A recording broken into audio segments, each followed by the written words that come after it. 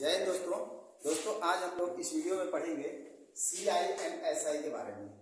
CI and SI के बारे में देखिए, हमारे एग्जाम में जो है कि इस समय पुलिस का सबसे ज़्यादा जो चल रहा है, बहुत ज़्यादा भर्ती आई है, लगभग 60,244 पोस्ट आई हुई है। ठीक है, तो देखिए हमें क्या करना है, टाइम कम है, हमें फास्ट रिवीजन करना है। ठीक है, तो हम थोड़ा फास्ट लेके चलेंगे। CI SI आज कवर करेंगे। ठीक है दोस्तों, तो देखिए CI SI क्या है, इन दोनों में बस एक ही अंतर है दोस्तों। CI SI में CI क्या हो गया हमारा चक्रवृद्धि ब्याज, और ये क्या हो गया साधारण ब्याज। ठीक है, दोनों में एक ही अंतर है कि ये जो साधारण ब्याज है इसमें क्या होता है, केवल मूलधन पे ब्याज मिलता है। ठीक है, जो मूल रकम होती है, जैसे कि ये हमारा मूल रकम हो गया, जैसे मान लीजिए कि 100 रुपया है, तो इस पे चाहे पहले वर्ष का ब्याज हो, दूसरे वर्ष का ब्याज हो, तीसरे वर्ष का ब्याज हो, चाहे चौथे वर्ष का ब्याज हो, ये केवल मूलधन पे ही मिलेगा। ठीक है, लेकिन अगर हम करें साधारण चक्रवृद्धि ब्याज की अगर हम बात करें, ठीक है, चक्रवृद्धि ब्याज की बात करें, तो इसमें अगर हमारा मूलधन मान लीजिए कि 100 रुपया है, ठीक है,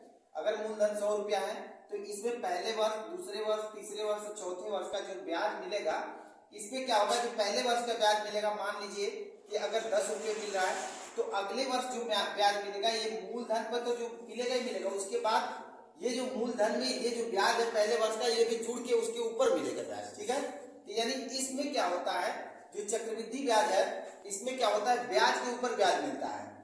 अब एक बात क्लियर हो गई कि इन दोनों में अंतर क्या है, इसमें केवल मूलधन पे ब्याज मिलता है, और इसमें क्या होता है, इसमें जो होता है हमारा मूलधन के अलावा जो पिछले वर्ष का ब्याज होता है वो जुड़ के यानी ब्याज के ऊपर ब्याज मिलता है। क्लियर हो गया। अब देखिए ऐसे क्वेश्चन करने के लिए हमें क्या करता है, टाइम की बचत करनी है। पूरे एग्जाम में हमें जितने बच्चे बैठे हैं उनमें सब में जो है कॉमन एक ही चीज है कि कोई फास्ट कर रहा है मैथ को, कोई बहुत देर से कर रहा है। ठीक है, समय बहुत कम है, हमें सारा चीज कवर करना है पूरा। तो देखिए हमें यहाँ पे चाहिए फास्ट ट्रिक चाहिए। ठीक है, फास्ट ट्रिक चाहिए जिससे हम क्या करें, मैथ को सॉल्व करें कम से कम समय में। ठीक है ना, तो आइए आपको कराते हैं। अब इसके टाइप्स के बारे में हम देखेंगे कैसे निकाला जाएगा। ठीक है, तो देखिए एक नियम बताऊंगा मैं, जो उससे रिलेटेड 2-3 नियम रहेंगे। ठीक है, जिसमें आपको आसानी लगेगा। बेसिक नियम तो हमें यूज नहीं करना, क्योंकि बेसिक नियम जब भी हम यूज करेंगे तो उसमें ज्यादा कैलकुलेशन है, लंबा कैलकुलेशन पड़ेगा, और ज्यादा लंबा जो है कि हमें जो कैलकुलेशन से बचना है। ठीक है, तो देखिए हमें अगर मान लीजिए कि कोई अगर रकम मिलती है 1000 रुपये, ठीक है, 1000 रुपये अगर रकम यानी मूलधन हमें मिल गया।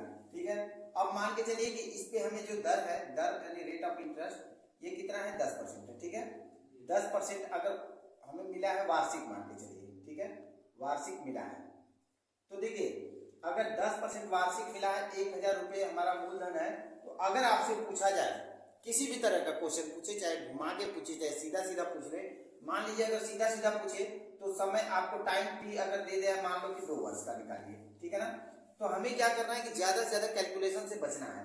2 वर्ष का निकाले, या फिर आपको पूछ दे कि 1.5 वर्ष का कुछ बता दीजिए, 1 से 1 बटे 2 वर्ष का। ठीक है, इस तरह का पूछ सकता है, या फिर ये पूछ सकता है कि 6 माह का बताइए।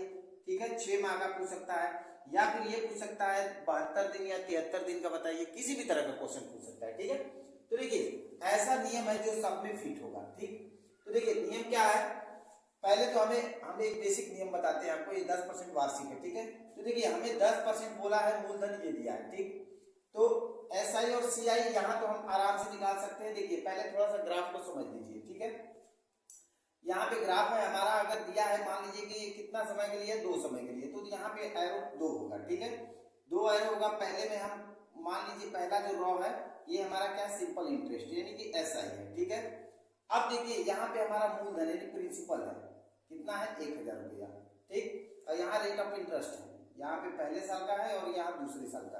जब रेट ऑफ इंटरेस्ट 10% है तो दोनों साल का बराबर ही होगा। ठीक, अब ये दोनों हमारा जो निकल के आया, अब देखिए मूलधन से अगर हम दर को निकालेंगे तो पहले साल का जो ब्याज हो जाएगा, और फिर उतने ही % निकालेंगे तो दूसरे साल का ब्याज होगा। क्लियर है, तो ये हमारा क्या हो जाएगा, SI हो जाएगा। अब पहले साल का जो ब्याज है वो कट के दूसरे साल में जुड़ेगा, तो यानी ये कितना हो जाएगा, ये भी 8% ही निकलेगा A का। तो अब यहाँ पे कोई अन्य वैल्यू आएगी, मान लीजिए कि ये B है। ठीक है, अब ये तीनों को जोड़ा जाए, ये तीनों हमारा क्या हो जाएगा भाई, यानी कि 2A प्लस B हो जाएगा। ठीक है, 2A प्लस B ये बराबर किसके हो जाएगा, CI के। क्लियर हो गया। अब इसमें से 2A की बात करा जाए तो 2A हमारा क्या है, SI है। क्लियर हो गया। देखिए अब इसको सवाल में जब लगाएंगे तो आपको क्लियर हो जाएगा। ठीक है, तो देखिए अगर हम इसको उसमें फिट बैठाते हैं, इस सवाल को इसमें फिट बैठाते हैं, तो देखिए मूलधन हमारा कितना है भाई, मूलधन हमारा पी जो है कितना है 1000 रुपया, ठीक है। अब इसमें 2 एरो है, क्योंकि 2 साल का है तो इसलिए 2 एरो है, ठीक है। आगे जैसा क्वेश्चन आता रहेगा हम बताते रहेंगे, ठीक है। तो देखिए सब टाइप्स बताएंगे। यहाँ पे हमारा जो ए का मान आ जाएगा, कितना आ जाएगा भाई, दर कितना दिया है, दर हमें दे रखा है, वार्षिक जो दे रखा है कितना 10%, तो 10% इसका निकालेंगे तो कितना हो जाएगा भाई 100 रुपया। अगले साल का भी 10% निकालेंगे, क्योंकि समान दर है तो कितना हो जाएगा, अगले साल का भी 100 रुपया हो जाएगा, ठीक है।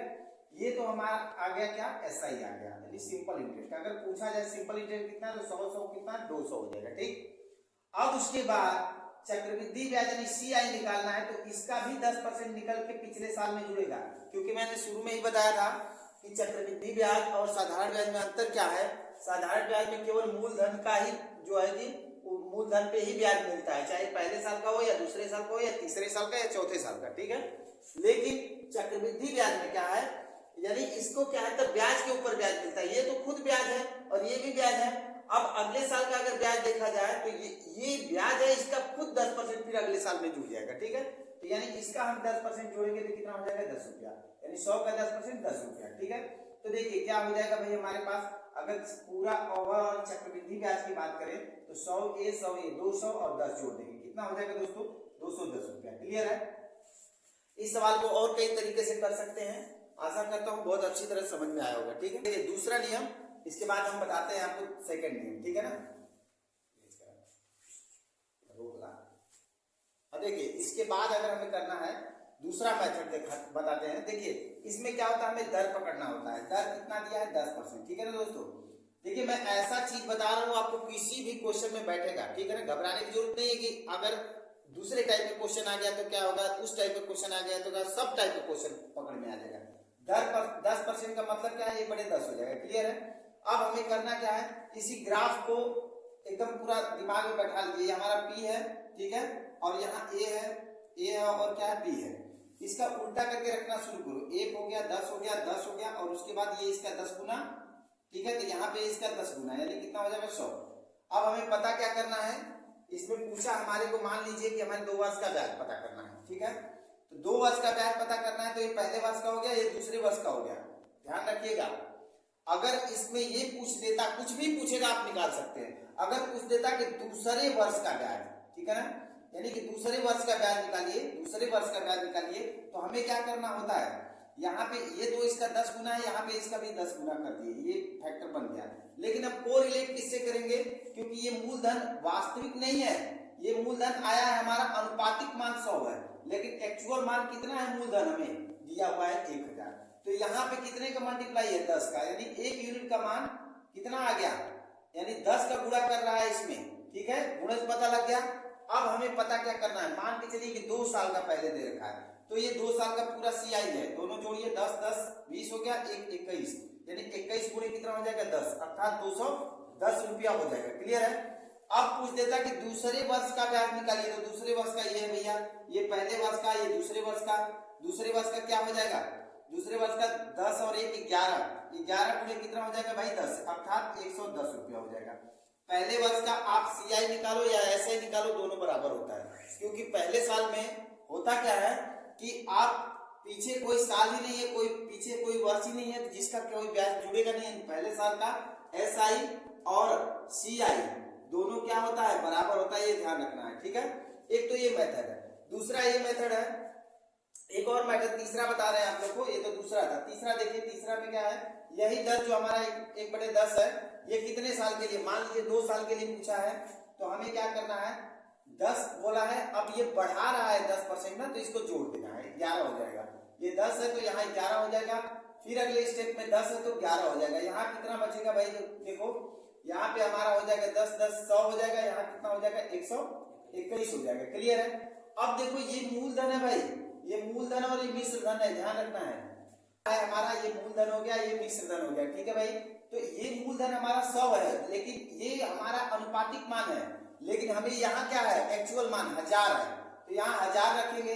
अब कितने का मल्टीपल है भाई, 10 का मल्टीपल है, तो सीधे सीधे हमें क्या करना है, अब हमें क्या निकालना है, ब्याज। अगर ब्याज निकालना है, ध्यान रखिएगा, ब्याज निकालना है तो ब्याज बराबर क्या होता है, पता है, ब्याज बराबर क्या होता है, मूलधन माइनस यानी मिश्र धन माइनस मूलधन। तो मिश्र धन ये है और ये मूलधन है, तो दोनों का अंतर करेंगे कितना हो जाएगा 21। 21 में कितने का 10 का, अर्थात कितना हो जाएगा 210 रुपये। क्लियर है। तो देखिए आपको क्वेश्चन कराएंगे दोस्तों, बने रहिए वीडियो के साथ, बहुत जबरदस्त तरीके से कराएंगे।